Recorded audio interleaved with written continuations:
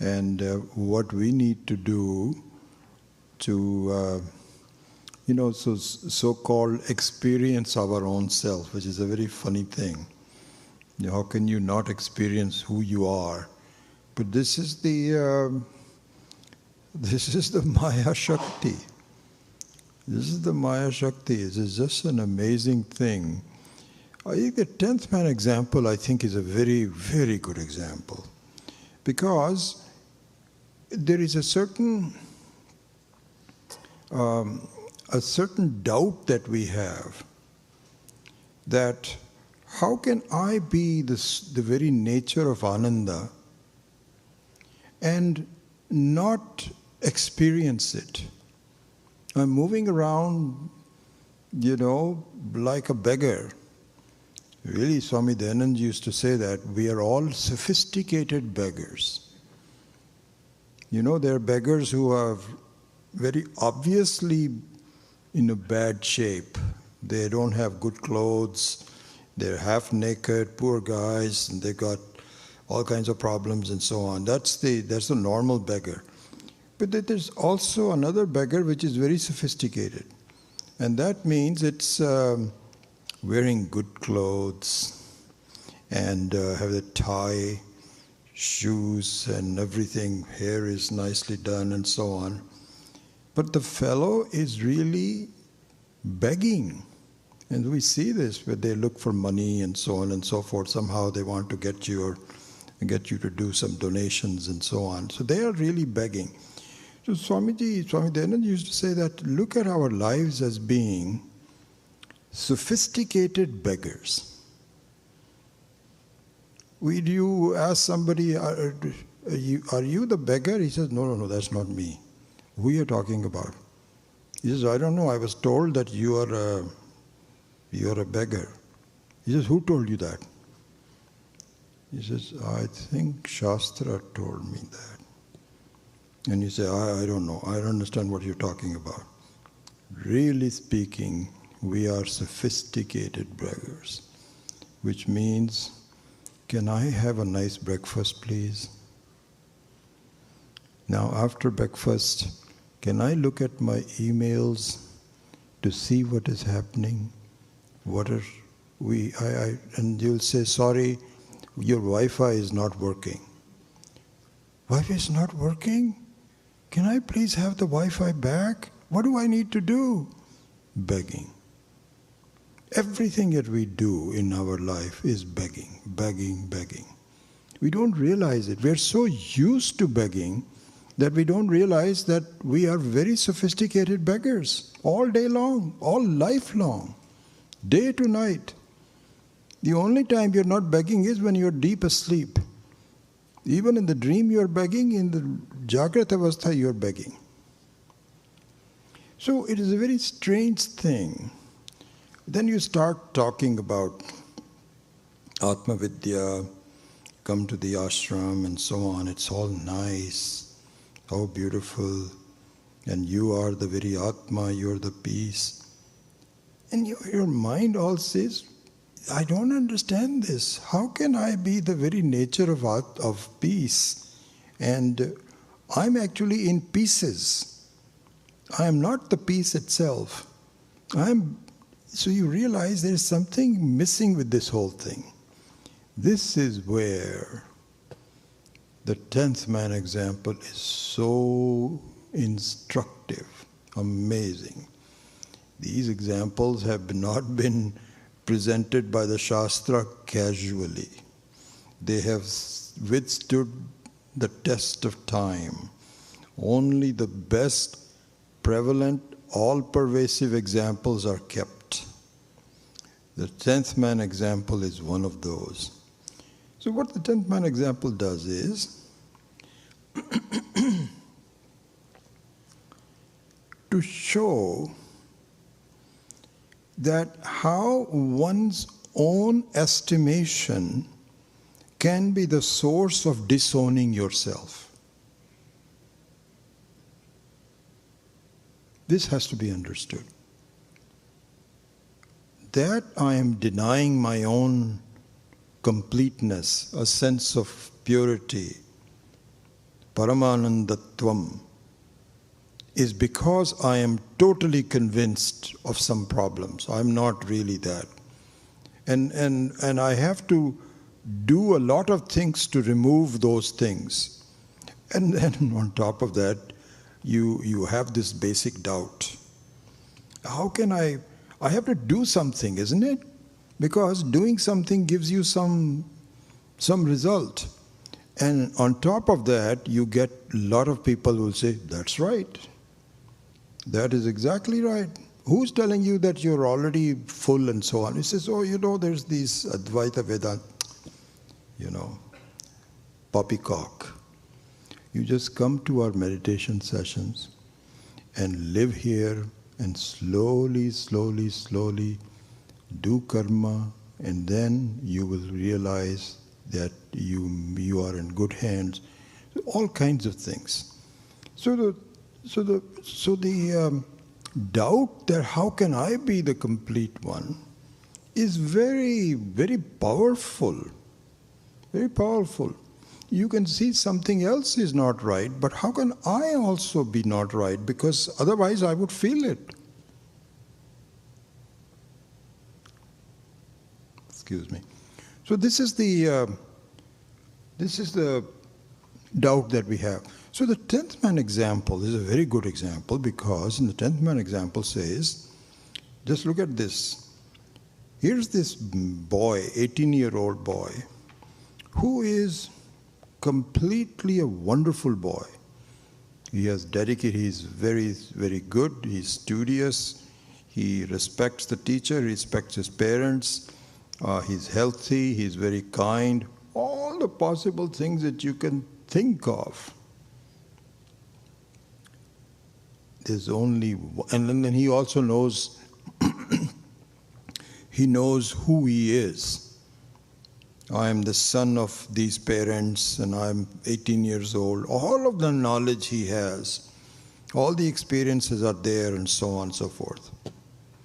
There is one thing that he happens to be missing, which is there is a boy missing and I'm responsible for that boy. Just this one thing has destroyed his whole life. He's ready to commit suicide. So just look at this. It is possible that you are actually okay the way you are, but some kind of a circumstance has convinced you that you are not okay. And that circumstance can so overpower you. It's not like, it's not as though you have a big picture of yourself and then you say a small portion of that is missing. I'm okay, I'm completely okay. Just a little bit thing is bothering me. This is what happens in our life also. We sometimes very nicely will say, oh yeah, how are you doing? I'm doing okay. I've got a couple of health problems, but that's okay. And but that's not the case with this boy. In this boy's case, the missing person overcomes all of his assets. And all he can think about is that there is a problem. And I'm the source of the problem. I was the one who was supposed to take care of the kids, and one of them is missing. And so that completely colors the whole life. This is exactly what is happening to us. You should see this. As the Purusha Suktam also says, that really the expression of life is just a very small portion. The rest of it, there's this amazing completeness and so on. But I don't accept that. I'm incomplete totally. You cannot say I'm mostly complete. Just a little bit I have some problems in life. No. The whole life is nothing but a sense of incompleteness. The 10th man example is very good for that. So this is what needs to be done. And it has to be done with care, with understanding, with empathy, empathy for yourself. And so all the acharyas all point out that, listen, just please, just have trust on yourself. You'll be okay. You're going to be okay. And let me tell you what the stages you will go through. In the case of the 10th man, it's of course a highly abbreviated example. And so all of the portions of what the process that goes to is not there. There's only a couple of processes that are detailed out. And that's all possible to do because it's a contrived example. So there the process is that this man said, once he found out what the person's problem is, he said, okay, can you please follow me? Do this. All stand in a line together. So this is a process. So this person must be saying, what are you doing? Here's a man missing. Just to tell you, because the man said, this wise man, Apta Purusha. So this is called Apta Purusha. This is an interesting name. The Apta Purusha means one who knows what's going on. This is called. So the Guru, the Vedanta Guru, is an Apta Purusha. This is what is it? Because you're not going to, and so this is what it is said, that really we have to have Shruti, we have to have Yukti, and you have to have Anubhava. Then you are now completely convinced. And so the Apta Purusha has a vision of the truth and has gone through the process himself or herself and is able to show with confidence, this is exactly what you need to do, my dear. And so this guy who is a passerby, and he says, what's going on? Why are these guys so unhappy? They're healthy looking boys, they should be having fun. And so they asked somebody, what's going on? They said, sir, one guy is missing. We were 10 in the beginning, and now we are 9. And this is the other part of it is, you don't even know who's missing. You know, this is part of the whole issue. You're not able to pinpoint exactly what the problem is. Anyway, this Apta Purusha said, oh, there is an issue here. They are missing the person who is counting. So he says, okay, now follow me. Can you please all form a line and repeat after me when I say, is that all the problem? You don't have any other problem, right? So he says, yeah, that's a big problem. What are you talking about, any other problem? That we are hungry, that's all, that's nothing. The main thing is that I'm missing. It's dead. He's gone through the river.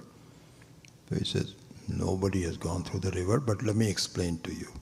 Please stand in a line, just stay with me. 1, 2, 3, 4, 5, 6, 7, 8, 9. You are the 10th man. So just by doing that, this is an enormous difference. So the 10th man actually is a very good one. Really, a beautiful example. Because it addresses, this is the common question I think somebody asked yesterday, that I have the knowledge but I don't have the experience. And so there is a doubt. There's a doubt here that how can I be the nature of Ananda when in fact my whole experience is Anananda. I'm not happy. And I'm giving you some time to explain it to me. And if you can't explain it to me, then I'm going to go to someplace else. And so the teacher says, no, wait. Don't go anywhere else. We have the answer. You just don't get it at this point, and you will get it. So this is the whole process, I think, that our sampradaya or the acharyas basically say, that please have confidence, it'll work out very well.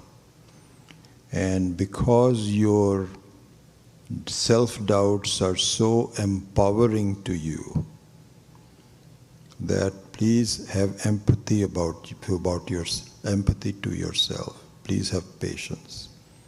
This is just like the 10th man example where the guys are crying and this Apta Purusha says, please make a line. And they're saying, I don't want to make a line. Find the person for me. He said, that's exactly what I'm doing. But before that, please form a line. So that's an abbreviated example, but here we have really a sophisticated problem. Because the Acharyas are saying there is a process. He says, don't forget about the process. Just tell me who I am and so on. Say, I've already told it to you, but you don't understand what am I supposed to do. So just follow this. So this is this analogy of the arrow. It's a very beautiful one. So, it has to be given in different ways. So pranava, the omkara.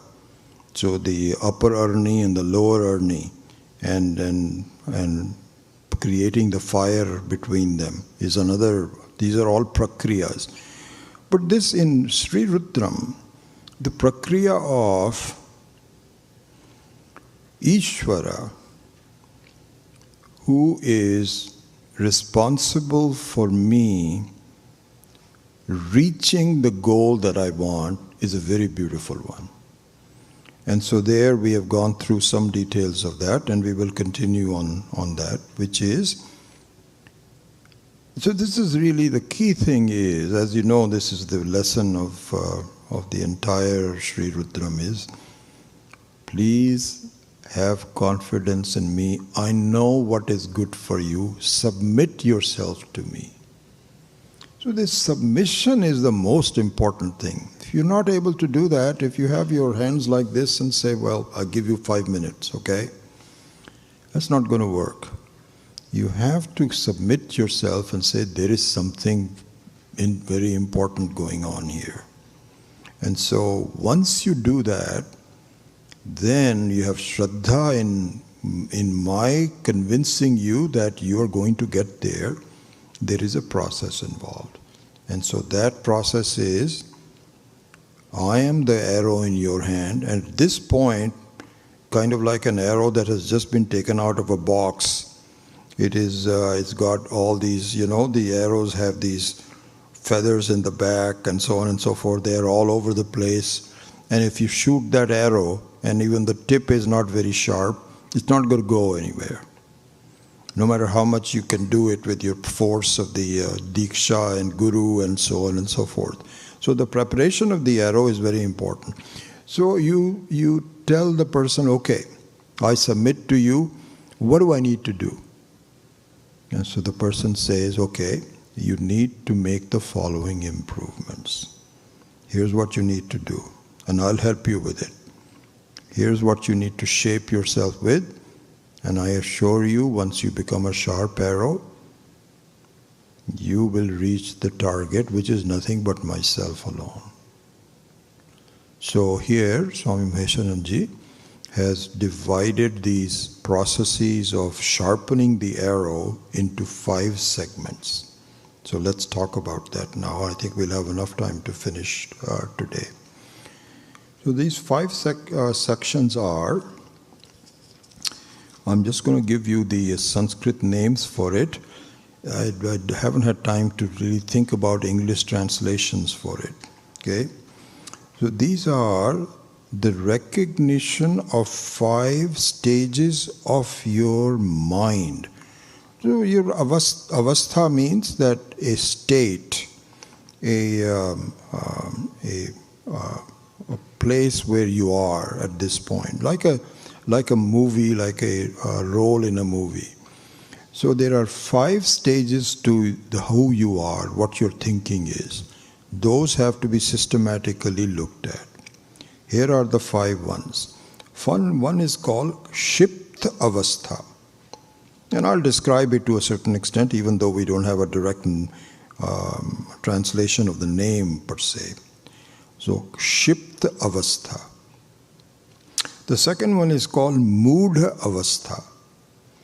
The third one is called Vikshipta Avastha.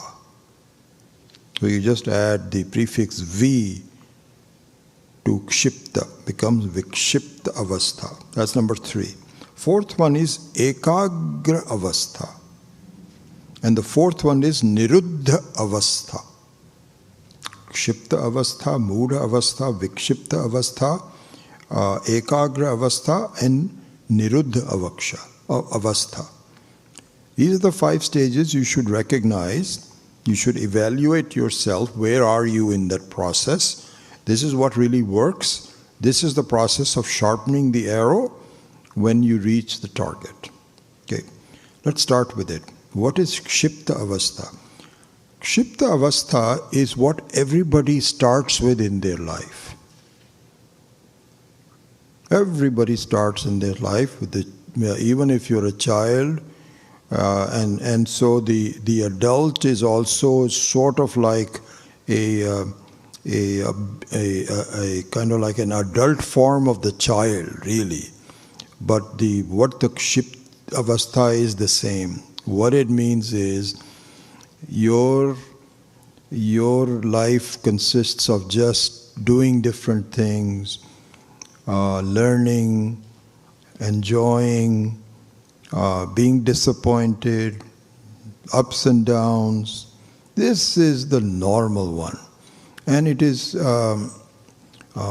typified by with raga dvesha, with likes and dislikes. Already that will start. My wife and I, for example, we see this baby, 1-year-old baby. She has definite likes and dislikes. Some food she will just say, You cannot force her mouth. She likes mangoes. And we cannot keep her the whole thing with mangoes. But if you give her some good food, she keeps. Already she has likes and dislikes. And this gets expanded into a very sophisticated version in our life. And so it's just up and down, raga, dvesha, desires, disappointments. This is normal. You cannot say there's a very strange person. You cannot do that. When people act like that, you say, yeah, this is par for the course. This is what it is.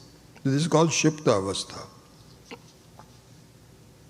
So here, Swamiji says that here, Rajoguna is pradhana. Rajoguna, so the Rajoguna is responsible for your desires, and then your karma phala, which is either satisfaction, dissatisfaction. Also this is Shikta avastha. And then forms of that, I'm just taking some of the words from his books and so on. You can see jealousy from outside. And also,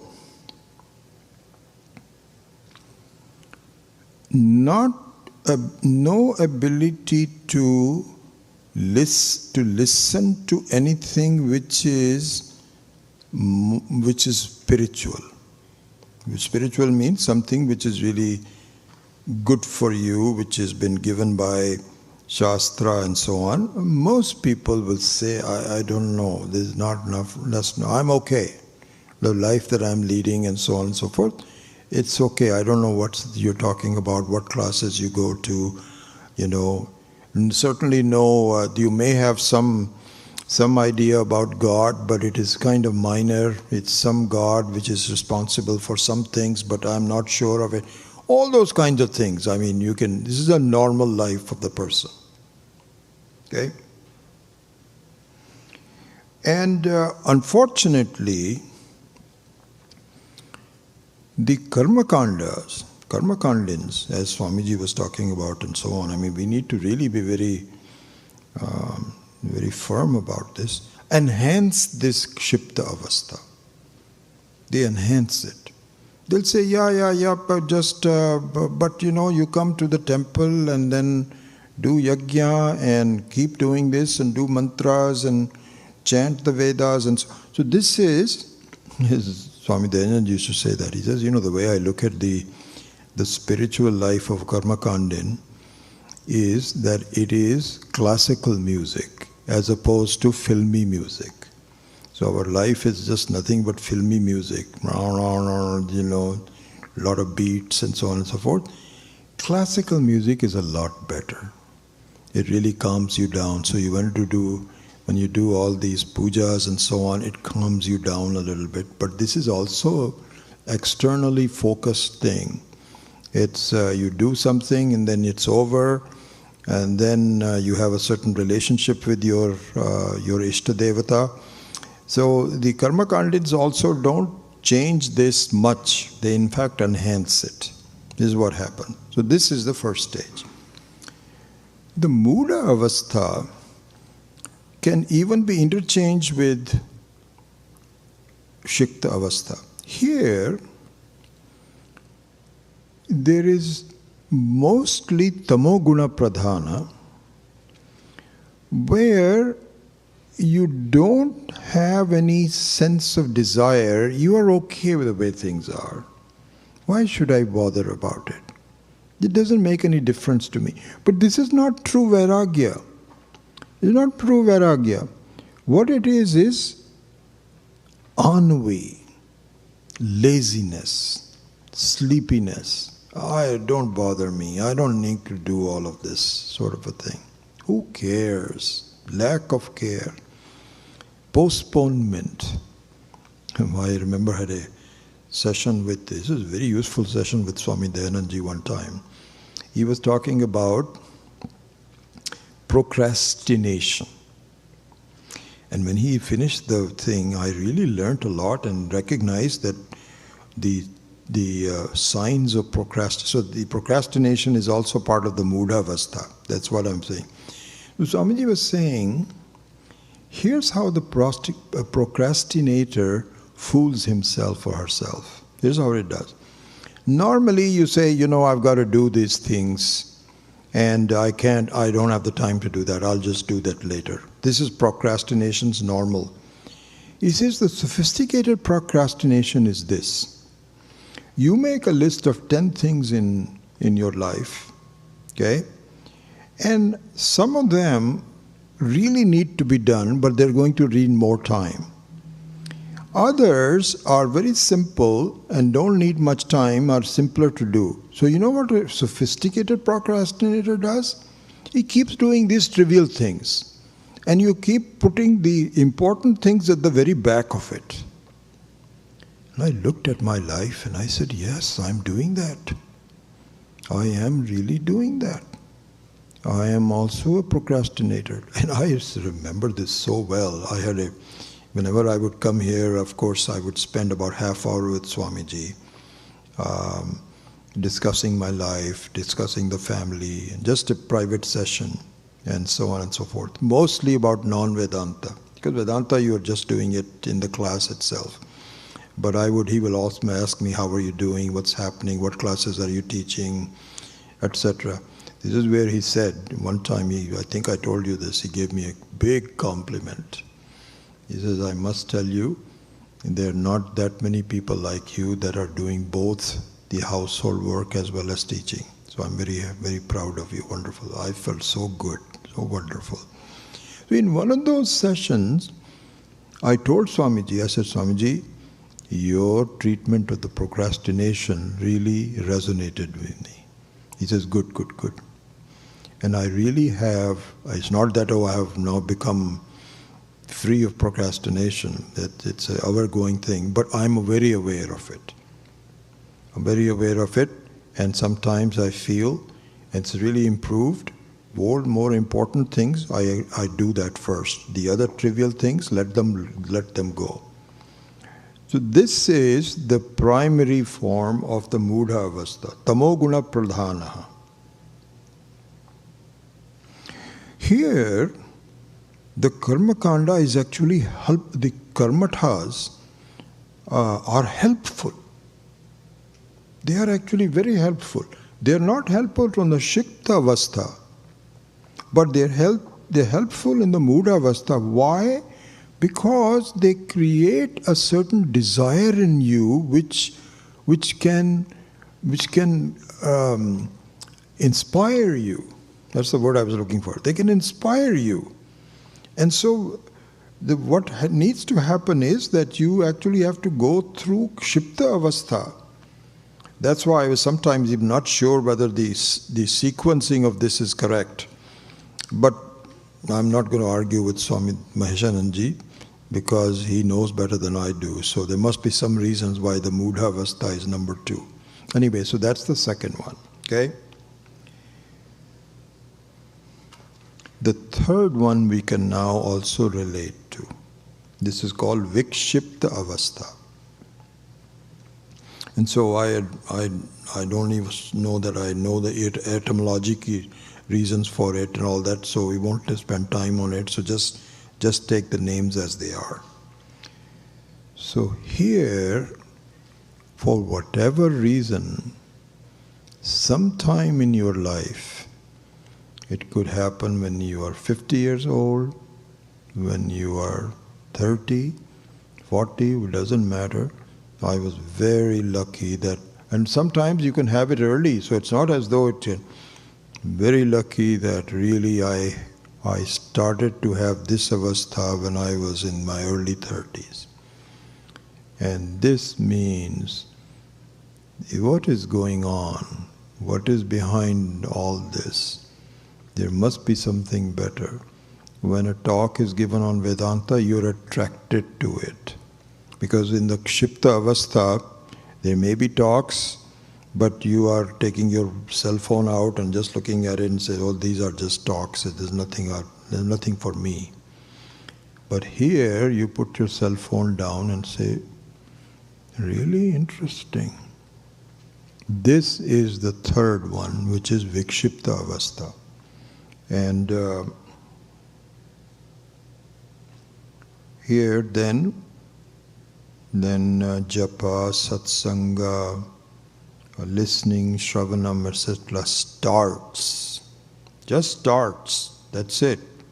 Nothing much. I mean, you can make a life out of it, but this is the first one.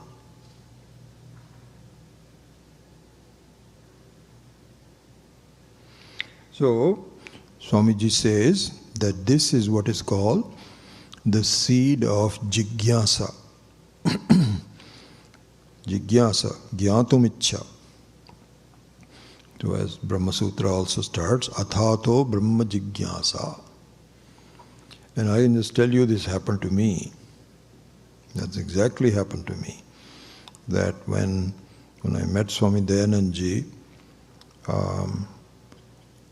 something changed in my life. And what changed in my life was Swami Dayanand completely convincing me, not even trying to convince me, but just from the way he would approach the subject matter and so on, that in this matter, it has to be learned systematically. So, I was with Swami Chinmayananji for a couple of years, and I'm very indebted to him. He really inspired me and so on and so forth. But at that point, the jigyasa had not started. Because I thought, I don't know what to do. I'll read some books and lead a good life and do some meditation and so on and so forth. This is not enough. Why? Because you have to learn this so convincingly. Your mind is very powerful. It's very demanding. And you have to really provide answers very systematically. This is what is called mumuksha turns into jigyasa. And I felt that I'm capable, because I had 2 master's degrees, one in computer science, one in business. I was used to the discipline. I can learn, and I can tell that medicine, etc., has to be done. Swamiji convinced me that you need to specialize just like any other field. This is called jigyasa. So Swami Maheshananji also mentioned this. This is the start of jigyasa. So this is the third stage. Okay?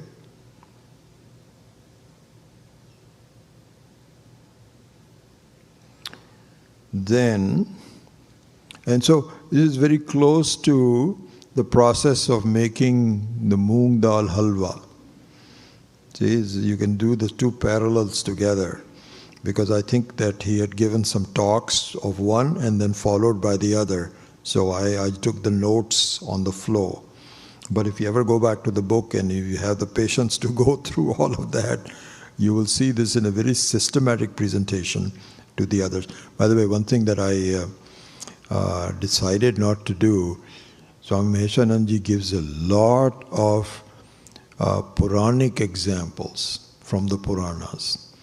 But they are really more meant for people who are familiar with it, who are living in India, and they can appreciate it. I don't know the Puranas that much. They're nice stories and so on, but they don't resonate with me, so I didn't include any of that in these notes, and because of the time also. But if you have the time, you will see many of the stories that are very elaborate, extremely elaborate. Just like the 10th man is just a small story, he has some elaborate stories that he espouses as part of the teaching process. So anyway, the fourth one is called Eka Gravastha. So in the Eka Gravastha, so this is kind of close to the grinding of the dal, the grinding of all the things. You now start to remove the separateness of things and see the unity behind the diversity. And you become much more skillful, would be the word I would use. You already know that. We talk about is the same Atma for everybody. You say, okay, good, everybody. But when it comes to dealing with people and so on, you forget about the same Atma. You just look at somebody and says, that's a different person. The way they are dressing up is different. I wouldn't do that. So your whole focus is on the individual, not on the common. One time Swami Dayananji had given this very life example. I remember this so well. He says, supposing you... there's 3 or 4 examples on that. I'm running out of time, so I'll just speed up. But he was saying that supposing you have some people sitting in the room, and say they are completely different religions.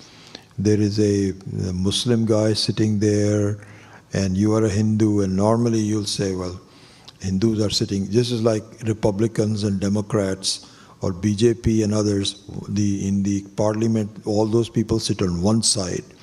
And so that's a good example. Supposing in the parliament you have this BJP people on one side and Congress and all these other people on the other side, and they all have this feeling, these are different. Then there is an earthquake, severe earthquake. So much so that the whole walls are shaking, and their people have to escape very quickly. Do you think you will have Muslim versus Hindu at that time? No way. You will say, chalo, wahan par chalo. Us taraf, wahan se chalo. Let's go on that door. Quickly, everybody go. Sameness. And Swamiji Dayananda used to say, supposing there are some dogs and cats and so on and so forth, you also say, come, quickly. So, it is seeing the sameness in people. You go beyond the differences. This is the grinding. And here, the Eka Gravastha means, this is an interesting word, this is one where I can do the etymology. Swami Maheshananji says, Eka means Brahman. Brahman is Eka. It is Eka. Because it is everything. It is the whole. This is like the water alone. There is no other. There's not two things. It's not like the waves are different than the water. It is the same. Eka. So Ekagra means the one who is firmly in the process of recognizing the oneness of Brahman, of Ishvara, of Rudra. the oneness of it, ekagraha. And so here it would just mean that the power of your thinking of unity overpowers the power of your thinking for diversity. Exactly like the earthquake example. And it has to be done. You have to look through the people. This is why the whole ShriRudram is all about Namo Virupaha, Vishwarupaha, and all those the thieves and so on and so forth. Hopefully they won't bother you, but if they were, the sense of Ishvara and forgiveness has to go through your mind so that you can recognize something larger. It's like a test for you. And so this is what is called the Eka Gravastha. And so, by the way, here is very parallel to what Bhagavad Gita teaches. If you look at chapter number 6, which is Samadhi, we can almost do a parallel of this. You can look at this the same way. There's nothing new, just different ways of expressing the same thing. Ananya bhavena. You just have to look at it myself. And he says, if you do that, you've arrived. So, this is what is called the fourth stage, which is Eka Gravastha. Let's see if there's something that I need to.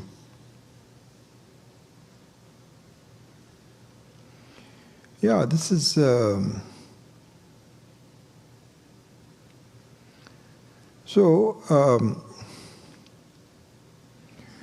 I will add these comments to this. I forget who had given me this example. I think Swami Dayananji had given this example. So here's what happens. Until Ishvara is clearly seen in your own experience, your mind's vagueness continues. So there comes a point, really, where you can invoke a very clear, pleasant, sustainable mind, feeling, experience, whatever you may call it, that I am okay, I'm fullness. And we started to talk about that in the meditation. But essentially, this has to be done through meditation and nididhyasana.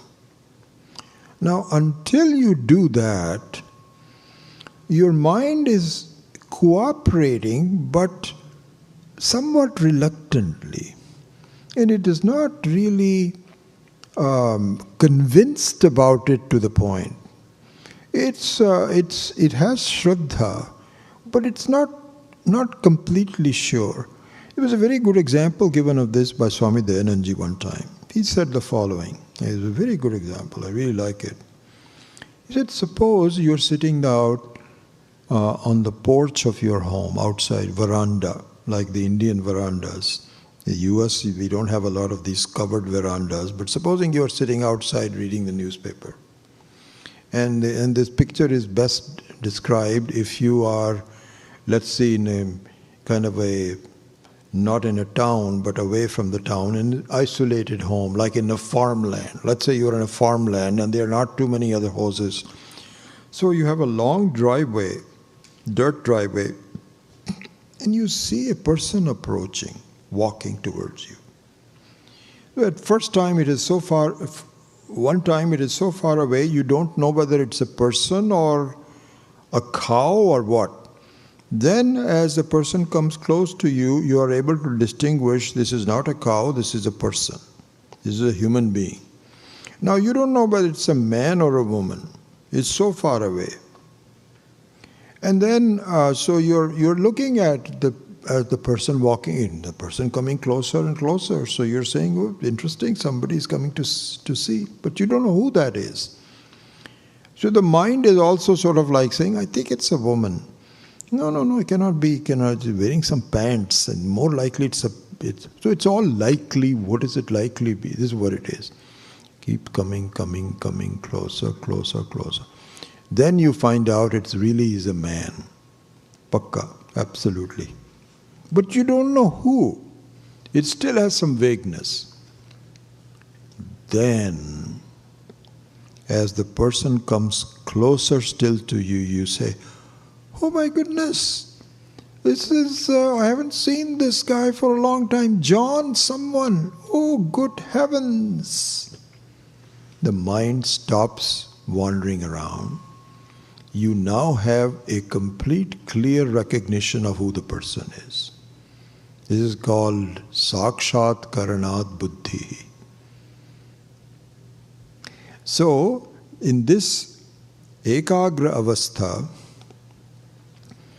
this is what is going to happen. Where you still have, starting with some, you have Shraddha. It's like there is a person coming, there is a person who's approaching, but you're not sure who that is. So people, you have Shraddha towards, when Swamiji comes and talks about, Satchidananda and so on and so forth, you have Shraddha, yes, because he's a very learned man, very straightforward, very simple man. There's no reason for him to fool you. It's not as though he wants ashram funds and I want people to give me more money, so let me give them some kind of a... No. This is the truth. And very happy you came. And we, Swami Dayanand used to say that. He says, this is what people don't realize it.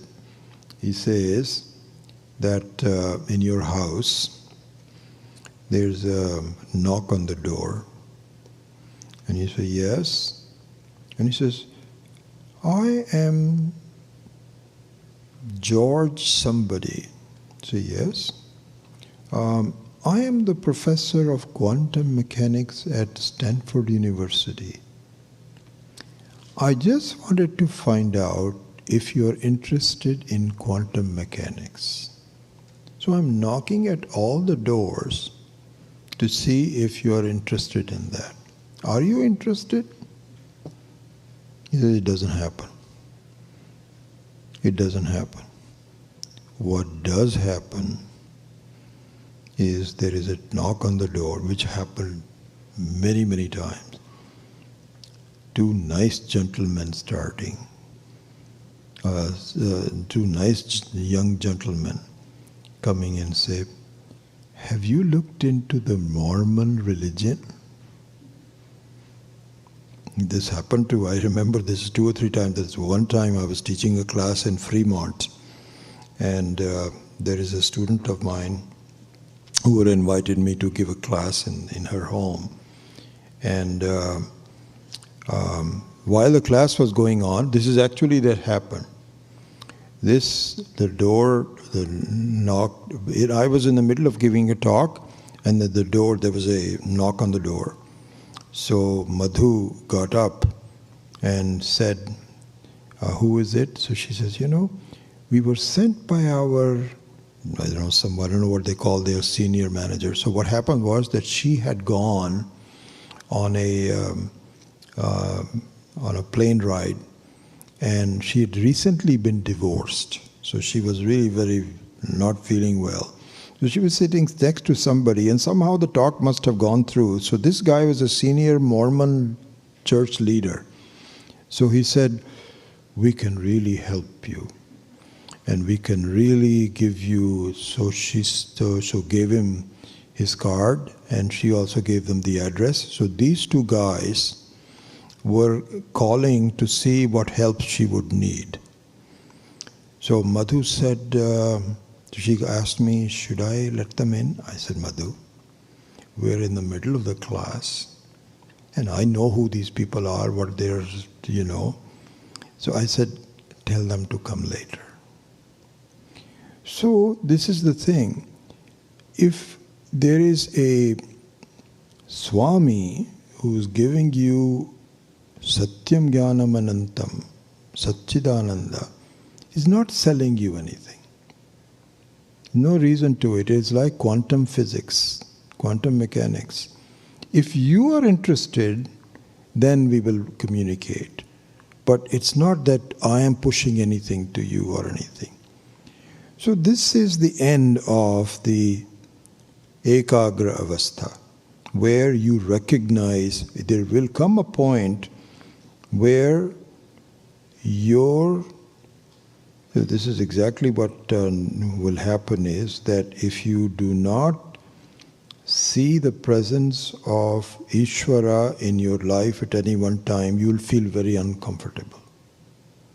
Very uncomfortable. Kahan gal chale gaye? Where did you go?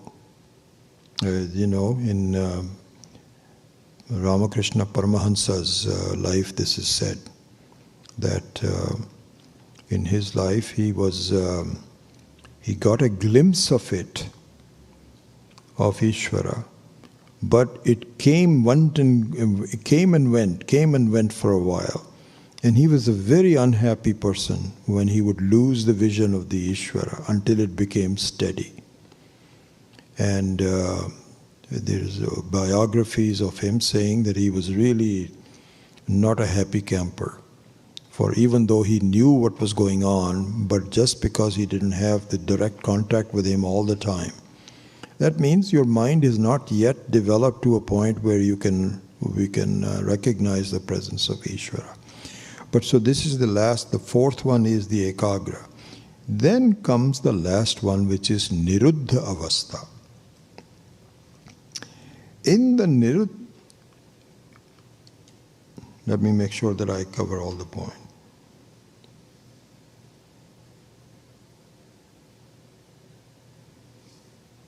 Yeah. So in this avastha, this is, you're now done. This is the Jivan Mukti. This is the Jivan Mukti, where you have earned the right, you have now shaped your arrow to a point where no longer do you have any doubts. So this is where, the talk about was the, all problems in life that occur to a Jivan Mukta. So prarabdha karma, all the discussions that we were having, how can that be? And so really they are completely convinced of it. Their mind is now firmly in the vision of Paramatma, Parameshwara, which is the truth. And so they are no longer, there's no longer doubt. So I think this example of this person approaching, this is like when you shift from the stage 4 to stage 5, this is where you can recognize the person for sure. It's not a man, it's not like, this is the person. This is what happens. And so here Swami Maheshananji makes a point that all the other 4 are Ashiva Avastha. This is the Shiva Avastha.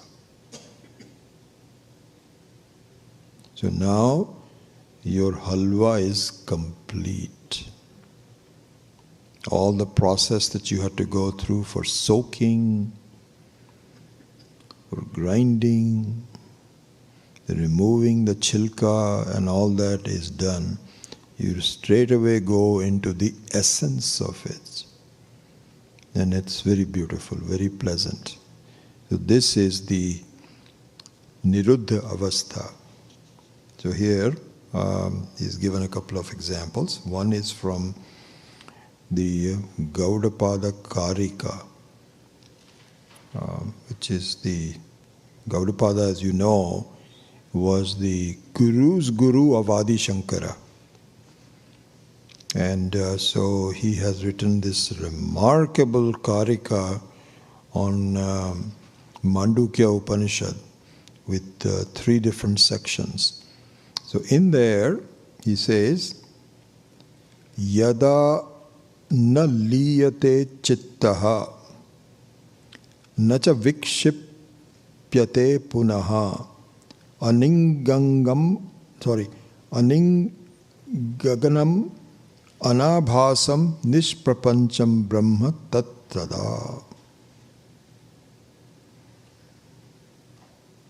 So he says, na liyate. So this is also a very interesting thing. Na liyate means this is not mudhavastha. So you see, this is something we should see. You have the ability to drown your mind in mudhavastha. This is exactly what is done by people who drink alcohol. This is why people become alcoholic. Because your mind is questioning all kinds of things. Who are you? What's happening? And how come you're not happy? And let's do this, let's do that, all that. When you drink, this is the essence of the happy hour. This is the happy hour. In the happy hour, nobody just stays one drink. There's a minimum of 2 drinks. Because they're, first of all, they're on discounts. So you get 2 for 1. So even 1 drink is just too much, but then you have the second one. But then you feel very pleasant. Why do you feel so pleasant? Because your mind stops. You just say, shut up. Don't ask me all these questions. Because normally you're saying, you have some work to do. Have you done that yet? He says, no, but you've been saying this, you better do that right now. No, right now I don't have the time. All this dialogue keeps changing to yourself. Here you shut up the mind. It's called mudhavastha. So he says it is not like that, because one can even have, you see this in India a lot, where you go to Rishikesh or one of those places, and you see these sadhus who really don't have a very good life. They have not studied the whole thing, and they are just mendicants, and so they have some charas, and so they are just lying on just happy. This is called mudhavastha, really. So this is na liyate. Na vikshipyate. So vikshipyate here means that all the other ones also you don't have. Na ningamanam. I'm having difficulty with this. Ninganam. Ninganam means there is no disturbance. And same thing is given in the Bhagavad Gita on chapter 6, verse number 25. Shanai shanaihi uparamet buddhya dhriti grihitaya atma samstha manakritva na kinchadapi chintayet. So here Sri Krishna talks about the stages of meditation, where it is effortless, you are just by yourself, and there is nothing that you need to, you don't want anything, you are happy with yourself. And in the case of the Jivan Mukti, you don't even need food. Because really the fact of the matter is that the Atma, this is interesting to see, Atma is called Swayam Siddhaha, Swayam Jyoti, Swayam Bhuhus. This is the nature of the Atma. As we talked about that, I am, I know. This is the nature. This is very significant because Swayam Siddhaha means, I remember the classes when Swami Dayananji was explaining this, that was a great revelation, really wonderful. Swayam Siddhaha. There's one There's two sets of meditations and classes where Swami Dayananji used to spend a lot of time emphasizing. One of this was the Swayam Siddhatvam, the nature of being itself, and I'll come back to in a minute.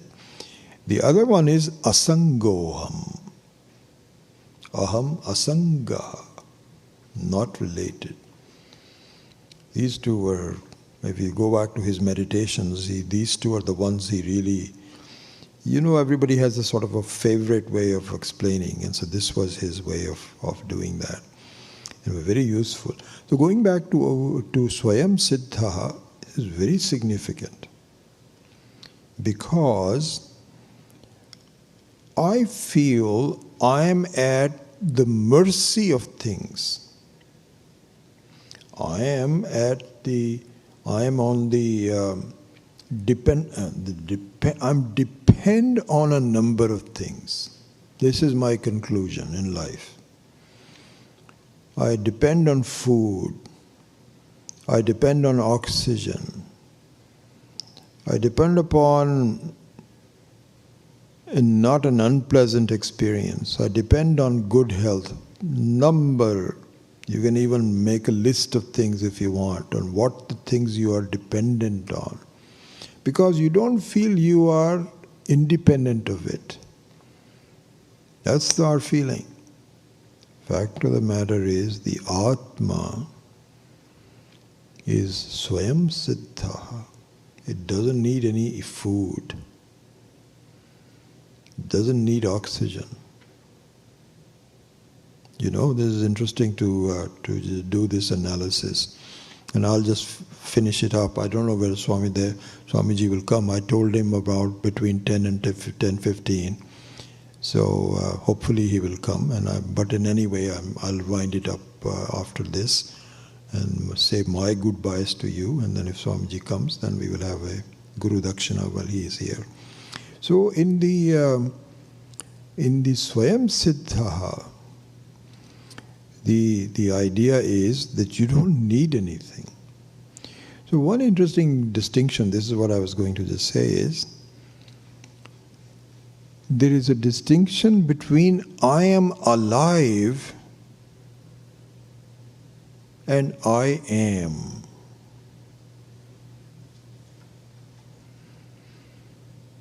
So when you say I am alive, you are talking about a dependent I. So I am alive. It's the same consciousness. See, this is how the same consciousness is being taken in two different ways. Just look at it. So when you say, I am alive, so what happens is, you take into the fact that I am breathing, my mind is working, I'm aware. This is who I am. Then all these other things come in. How long will I be alive? I hope nobody hurts me. So you're totally dependent on things. So I am alive is a subset of I am. I am is much more complete. Not much more, it is complete. I am. This is the fact. Swayam Siddha, self-established. So anyway, we can now close this. So this is the process where I go from a feeling of being a limited person to recognizing my truth to be not a limited person, from having a kind of like a room space to a space itself. And this is a process which requires dedication, fortune of meeting the right people and your own dedication to work to make that happen for yourself. So with that, I close these classes. I'm very happy that we had a chance to look at all this in considerable detail, and hopefully we'll complete it in one form or the other. Either will classes here next year, or as Swamiji was saying, I was mentioning it to some people in the breakfast today, that yesterday at lunchtime or dinner time, Swamiji suggested that I might look at the aparoksha. I was thinking of anubhuti first before the aparoksha. Aparoksha anubhuti. So he's writing a book on it after giving lectures, and he says, I'm pretty happy about the content. So as we have done in California in a couple of cases, the book becomes a kind of a textbook for people can read while on top of that classes are going on. So I might consider doing that. I haven't made up that mind. Regardless, I will complete the rest of the ShriRudram, and really it has been, forget about you, it's been good for me to revise and to think about. This was the advice that I got from Swami Paramarthananda ji back in 2002, when I met him in Anaikatti 20 years ago. And I had some health problems, and I had stopped teaching. So he says, Vijay, get back to it. He says that if I was not a teacher, I would not have really had that clarity.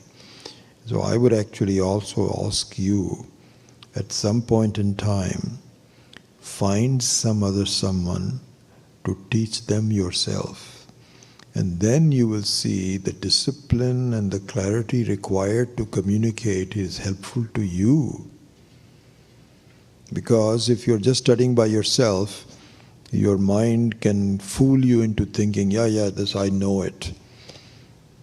And but when you're talking to intelligent adults, if you're not clear about it, you'll find some kind of a quizzical look on their face. And I'm very happy that this is one of the really pleasurable outcomes here. I've met so many people who say, I listen to you and I like your lectures.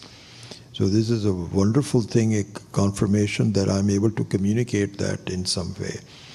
So with that, these were very good for me, and I'm very happy to have this for you. So let me just close the class with a prayer, and then we can just have a small satsang until Swamiji gets here. Is he here? Okay. Om Asato Ma Satgamaya Tamaso Ma Jyotirgamaya Mrityorma Amritam Gamaya Om Purnamadav Purnamidam Purnat Purnamudachyate Purnasya Purnamadaya Purnameva Vashishyate Om Shanti Shanti Shanti Harihi Om Shri Gurubhyo Namaha Harihi Om.